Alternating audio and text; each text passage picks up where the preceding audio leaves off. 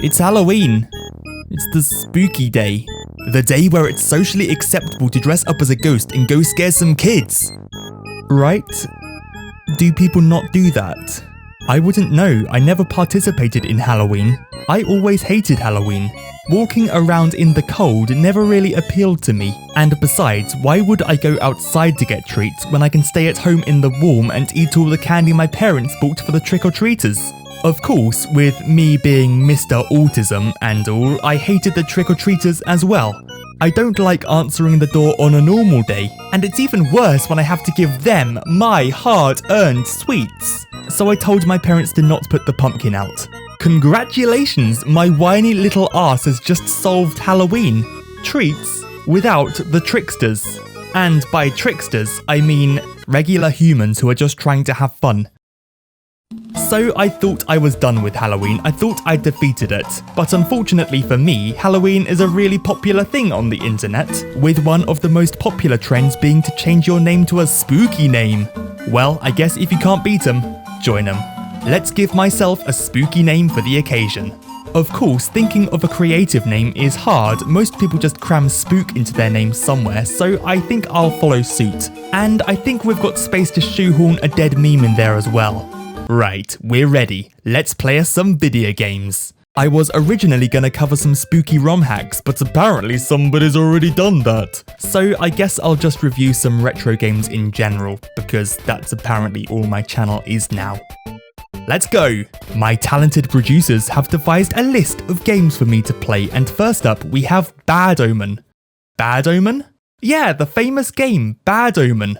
That's how you get all the views these days, by covering popular horror games like Amnesia, Five Nights at Freddy's and Bad Omen.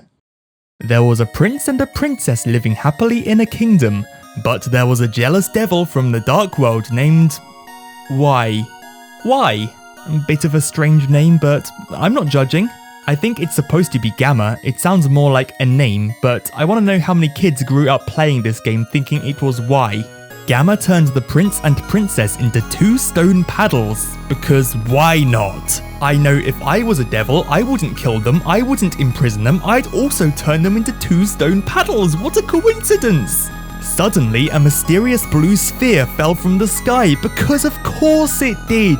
It really was convenient how a blue sphere happened to fall from the sky once the prince and princess had been turned into paddles. Actually, now I think about it, paddles and a ball, that's like another game I've played called Breakout. Except we have 2 paddles. It's better. Stage 1. Graveyard. Your score. Oops. Main event. It's a demon without a body. So yeah, it's Breakout, but you can progress through levels and you have 2 paddles. Did I mention you have 2 paddles? I don't think I did. I mean, I quite like the concept of having an aggressive paddle and a backup paddle, but in practice you just end up holding one paddle directly beneath the ball and blitzing through the level. You can also rotate the aggressive paddle, but if you do that, you lose.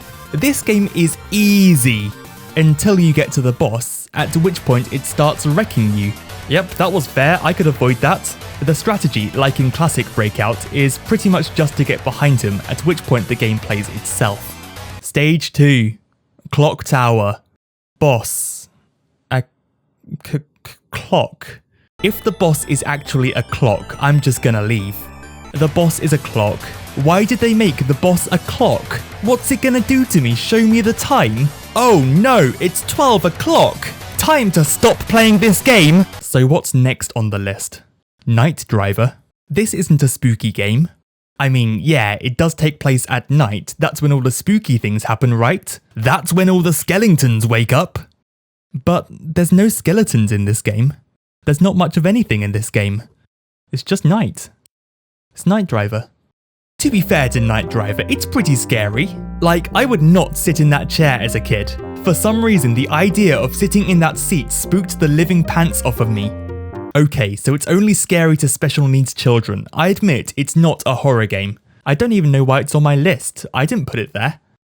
Staying on the subject of these 80s, 90s arcade games, but also sticking a bit closer to the theme of Halloween horror games, we have Splatterhouse. Now this is what I'm talking about when I say retro horror games. In fact, I always found it funny how it wasn't until home versions of Mortal Kombat came about that age rating started to become a big deal, when this already existed in 1988. I guess if you were a parent taking your kid to the arcade, you just had to hope they didn't look in the general direction of the Splatterhouse cabinet.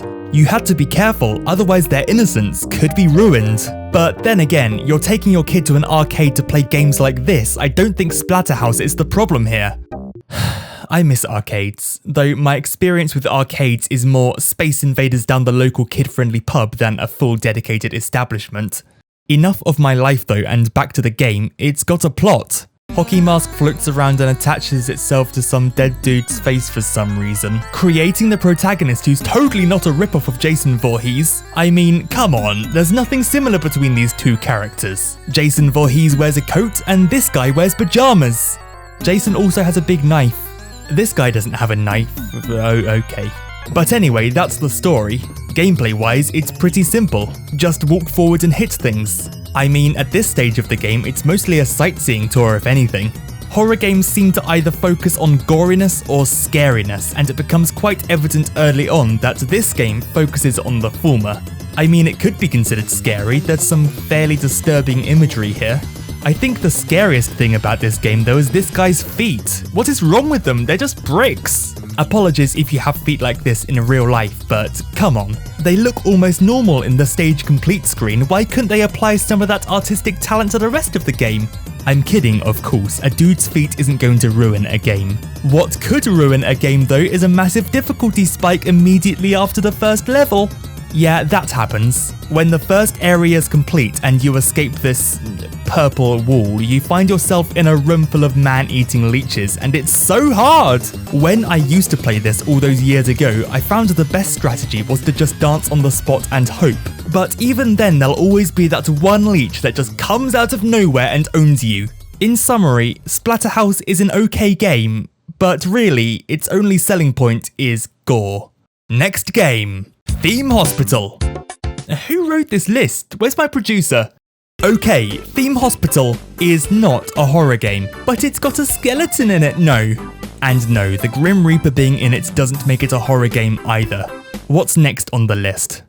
Scooby-Doo? It's a cartoon for children, it's not a horror game. Okay, whatever, I can work with this. Scooby-Doo's got ghosts, and Halloween's supposed to be kid-friendly anyway, so let's see what Scooby-Doo for the Sega Genesis can offer me. Scooby-Doo Mystery, released 1995 for the Sega Genesis, and also for the Super Nintendo, but we don't speak about that one. No, I'm talking about the Mega Drive version, the better version, the version that's superior in every aspect, especially in the music.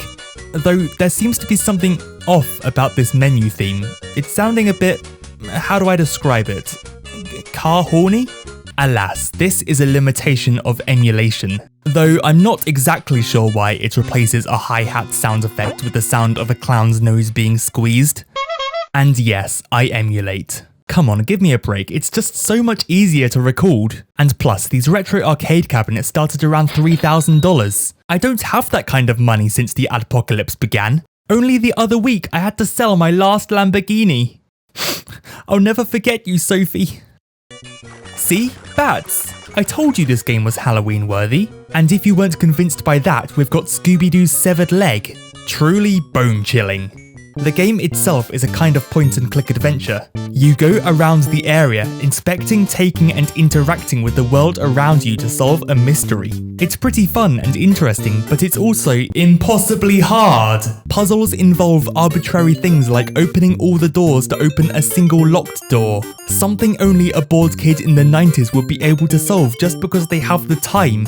There's also things like pushing a bag of flour, not picking it up, not taking it, pushing it. Weirdly enough, this was one of the few things I managed to solve when I was young, so it can't have been that obscure. I draw the line at pulling a pole though. How would you even know to do this? I know in real life I always pull poles because poles are actually made of rubber and not solid metal. Nevertheless, it's something you have to work out because you can't progress until you do. If you're a fan of really difficult trial and error puzzle games, I'd highly recommend this game for you. And even if you don't, it's still pretty fun until you get stuck. The art is great and the camera angles give it an eerie atmosphere that fits the theme of the game perfectly. Then again though, there are probably better, more modern mystery games you could play today. For me as a kid, 50% of this game was just exploring and I had a great time.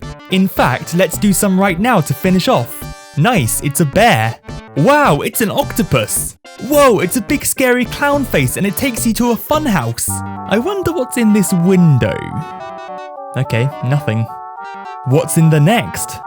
Ah! Okay, don't explore. Just play the game normally and never touch that look button. Well, it seems the witching hour is upon us, and our time together is nearing its end. Summary of this video?